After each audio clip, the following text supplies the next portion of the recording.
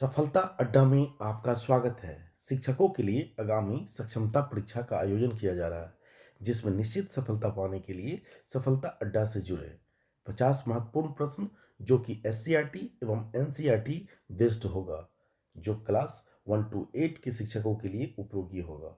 मेरा उद्देश्य है कि आप निश्चित सफल हों। इसके लिए मेरे चैनल से जुड़ना होगा। आज जो प्रश्न जो करने जा रहे हैं वह प्रश्न पर्यावरण से संबंधित होगा।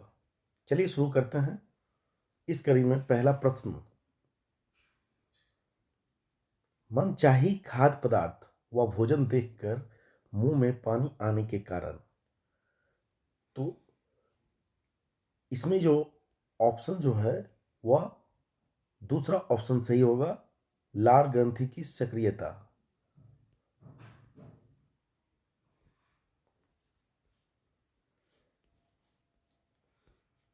अगले प्रश्न पर चलते हैं। एक तरफ तो कालाहंडी में सर्वाधिक चावल पैदा कर निर्यात किया जाता है, तो दूसरी तरफ वहां भूखमरी से लोग मर रहे हैं। कालाहांडी किस राज्य में है? इसका जो उत्तर होगा वह होगा सेकंड ऑप्शन, उड़ीसा। अगले प्रश्न पर चलते हैं। भोजन उपरांत में हमें नींद आती है क्योंकि इसे पचाने हेतु रक्त पेट में आता है।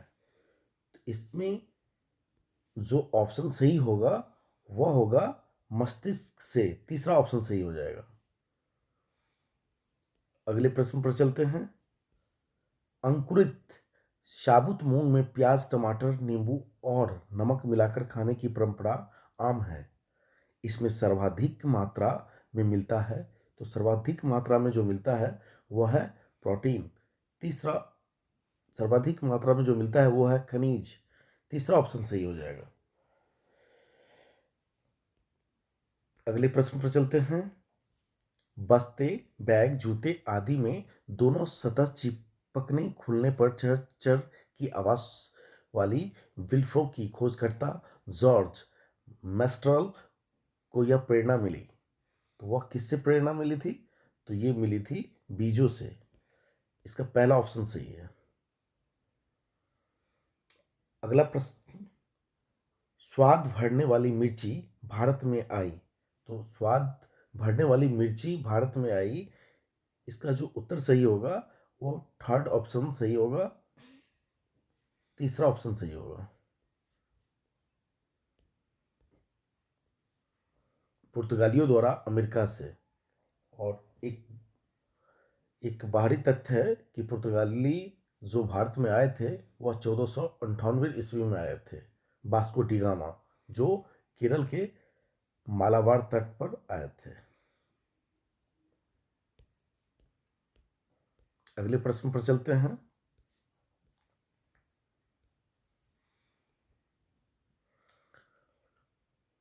बीजों का संरक्षण परंपरागत रूप से किया जाता है।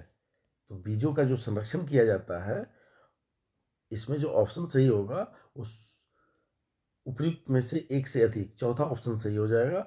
सूखी लौकी को मिट्टी से लीप कर बीजों के साथ नीम की पत्तियां मिलाकर, तीसरा बीजों को चुनकर सुखाकर। तो इसमें जो है उपयुक्त में से एक से अधिक ऑप्शन सही होगा। अगले प्रश्न पर चलते हैं। रोटी बनाने की प्रक्रिया है। तो रोटी बनाने की जो प्रक्रिया है वह है गूंथना, गोले करना, बेलना। ये तीनों तो प्रक्रिया में शामिल हैं ही। तो उत्तर जो हो जाएगा वह हो जाएगा 4, उपयुक्त में से एक से अधिक। अगले प्रश्न पर चलते हैं। मैं हांगकांग में रहती हूँ। मुझे और माँ को सांप खाना पसंद है। इच्छानुसार हम लोग होटल में जाकर डैश खाते हैं।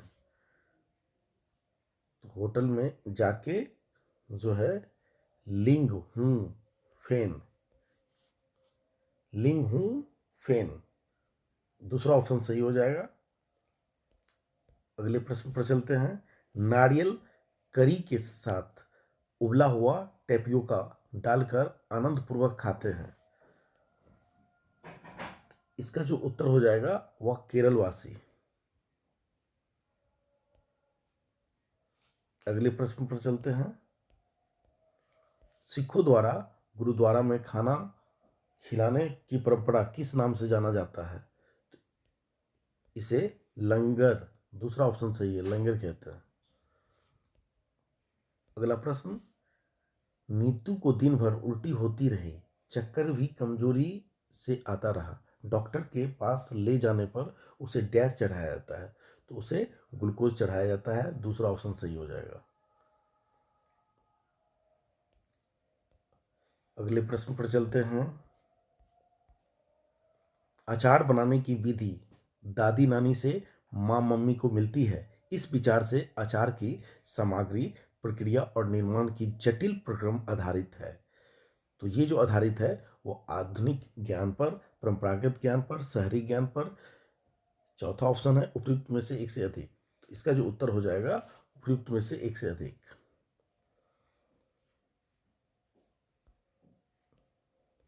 अगले प्रश्न, खाने के ब्रेड जल्द खराब होने लगते हैं, तो ये फफूंद के कारण जो है जल्द खराब होने लगते हैं। इसमें जो ऑप्शन हो जाएगा थर्ड ऑप्शन सही हो जाएगा। अगला प्रश्न, परंपरागत बर्तन निर्माण की ऐतिहासिक सामग्री कौन सी है? तो पत्ता, मिट्टी, लकड़ी।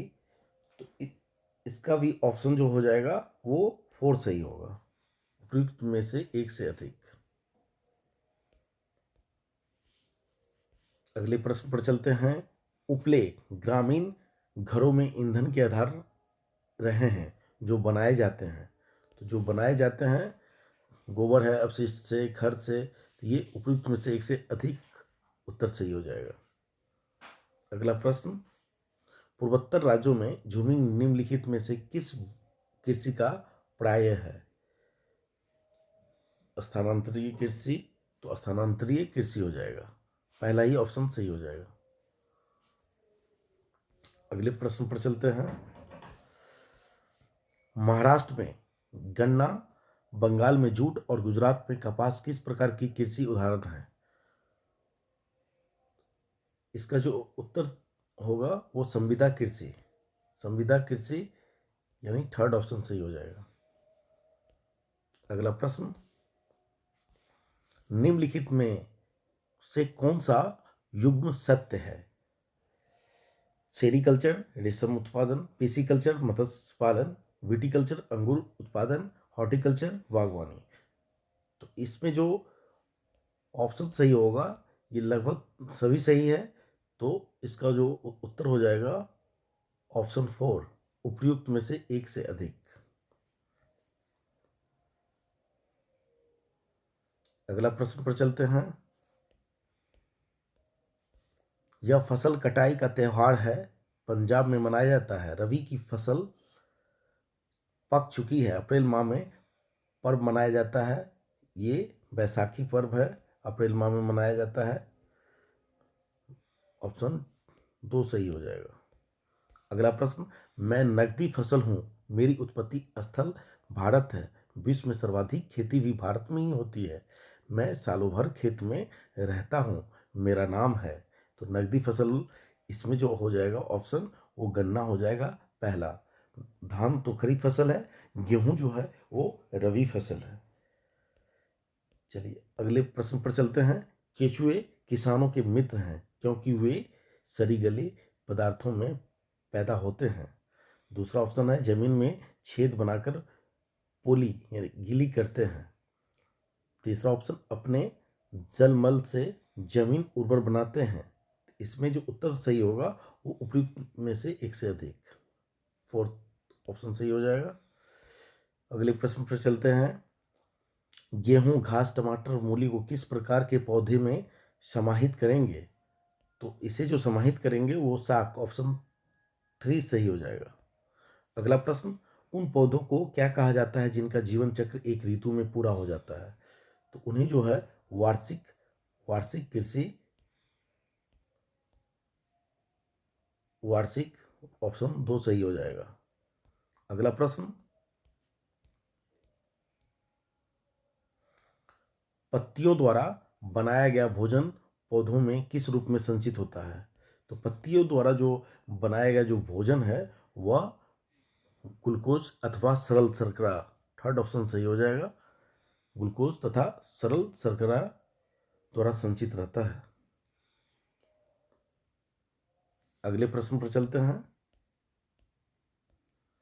बिहार का एकमात्र राष्ट्रीय उद्यान अभी राष्ट्रीय उद्यान के साथ साथ एक वन्य जीव अभयारण्य भी है का नाम किस महापुरुष के नाम पर रखा गया है? तो ये जो रखा गया है वह वाल्मीकि, दूसरा ऑप्शन सही हो जाएगा। अगले प्रश्न पर चलते हैं। कीटों को पत्तों में फंसाकर खाने वाला कीटभक्षी पौधा कौन सा है? तो वह जो पौधा है वह घटपर्णी, ऑप्शन 3 सही हो जाएगा। वृक्षों के तने या शाखाओं में से निकली हुई विशेष जड़ें किस नाम से जानी जाती है? वृक्षों के तने या शाखाओं में से निकली हुई विशेष जड़ें किस नाम से जानी जाती है? तो ये जानी जाती है, ऑप्शन 3 सही हो जाएगा, अपस्तंभ जड़, अपस्तंभ जड़। अगला प्रश्न पर चलते हैं। अंगूर की बेल पर पर्णहीन कुंडलित तारनुमा संरचनाएं क्या कहलाती है? तो वो इसमें जो ऑप्शन सही हो जाएगा 2 प्रतान, दूसरा ऑप्शन सही हो जाएगा। अगले प्रश्न पर चलते हैं। मधुमक्खियों व तितलियों को आकर्षित करने में फूल का कौन सा भाग महत्वपूर्ण भूमिका अदा करता है? तो ये जो अदा करता है, ऑप्शन 2 दलपुंज, ये जो अदा करता है दलपुंज। अगला प्रश्न, कौन सी सही सुमेलित है? तो बेरी बेरी, एस्कर्वी, रिकेटस, दृष्टिहीनता दिया हुआ। तो बेरी बेरी विटामिन ए, जो कि गलत है, विटामिन B1 हो जाएगा। एस्कर्वी विटामिन सी होगा, ये भी गलत है। रिकेटस विटामिन डी हो जाएगा। दृष्टिहीनता विटामिन ए हो जाएगा। तो इसमें तो लगभग सब रॉन्ग ही है। तो 31 का जो हो जाएगा, आगे चलते हैं। ऑप्शन इसमें दिया हुआ है केवल ए, बी, तो इसमें हो जाएगा उपयुक्त में से कोई नहीं, ऑप्शन 5 उपयुक्त में से कोई नहीं, क्योंकि कोई सुमेलित नहीं है। अगला प्रश्न पर चलते हैं। मधुमेह जो कि चीनिया बीमारी का रोग किसकी कमी से होता है? तो ये जो कमी से होता है ये इंसुलिन की कमी से होता है। अगला प्रश्न, स्कूल के एक लंबी दूरी के धावक मनोज को किसकी अधिक मात्रा लेनी चाहिए? तो इन्हें जो लेनी चाहिए वह कार्बोहाइड्रेट, तीसरा ऑप्शन सही हो जाएगा। अगले प्रश्न पर चलते हैं। वसा के अधिकतम संचय के लिए व्यक्ति को किसका सेवन अधिक मात्रा में करना चाहिए? तो वसा के अधिकतम संचय के लिए घी का सेवन करना चाहिए, ऑप्शन पहला सही हो जाएगा। अगले प्रश्न पर चलते हैं। किस विटामिन की कमी दांतों के ढीलेपन व मसूड़ों में रक्तस्राव के लिए उत्तरदायी है? तो इसका जो उत्तर होगा वो विटामिन सी, पहला ही ऑप्शन सही हो जाएगा। अगले प्रश्न पर चलते हैं। आयोडीन की कमी से व्यक्ति की किस रोग से ग्रसित हो सकता है? तो वो हो सकता है घेंघा, तीसरा ऑप्शन सही है।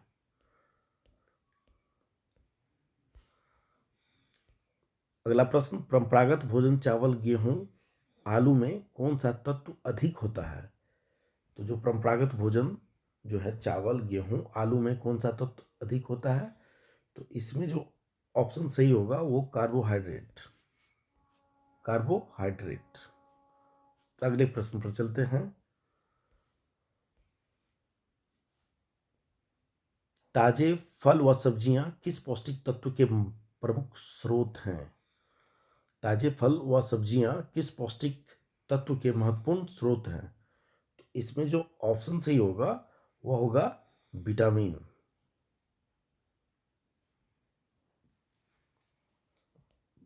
अगला प्रश्न, आधारभूत पौष्टिक तत्व जो है इसमें जो ऑप्शन सही होगा कार्बोहाइड्रेट, वसा व प्रोटीन, ऑप्शन 3 सही हो जाएगा।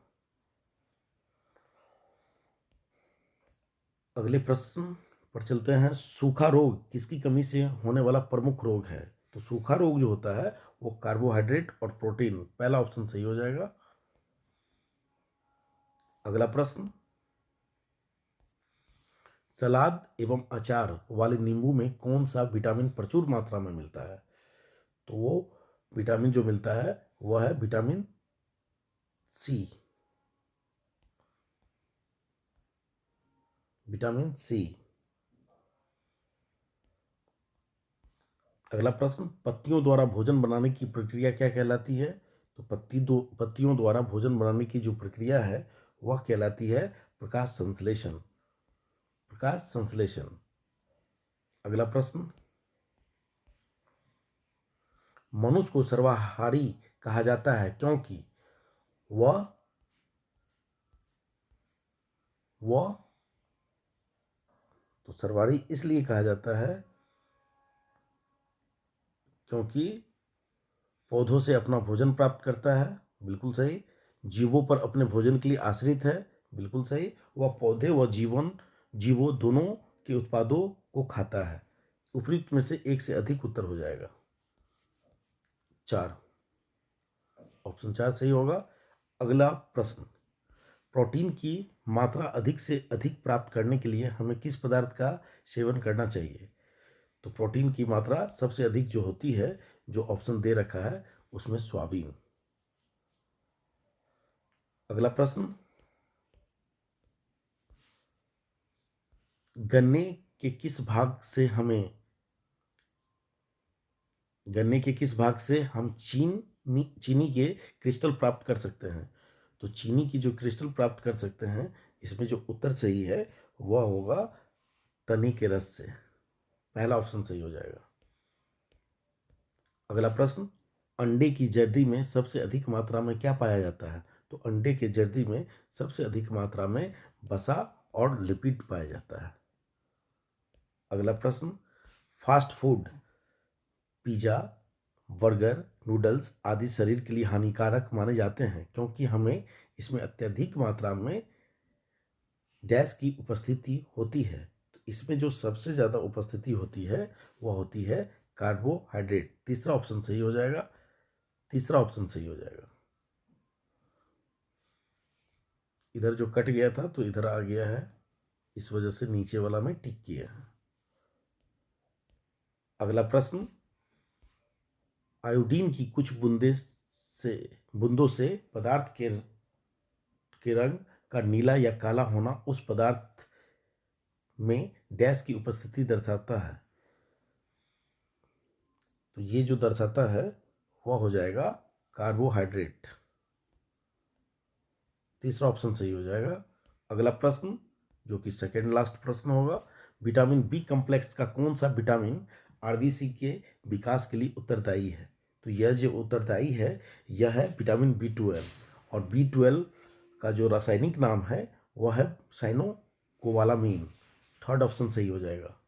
अगला जो प्रश्न है, मछली का तेल व सूर्य का प्रकाश दांतों व हड्डियों को मजबूत बनाने वाले कौन से विटामिन के प्रमुख कारक हैं?